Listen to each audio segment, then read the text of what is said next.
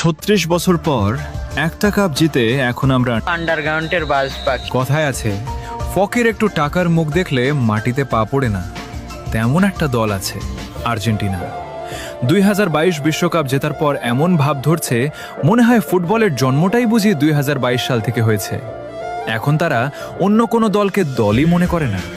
তাদের ভাব এমন, বাকি সবাই মাঠে শুধু হাজিরা দিতে আসে। ব্রাজিলের 5টা বিশ্বকাপের কথা বললে বলে ওগুলো তো অনেক আগের। আরে ভাই, পুরনো বলে ইতিহাস কি ডিলিট হয়ে যায় নাকি? তারপর আবার বলে সব বাপদাদার অর্জন। আচ্ছা ভাই, ইতিহাসের কথা তুললে পুরনো কথাই তো আসবে।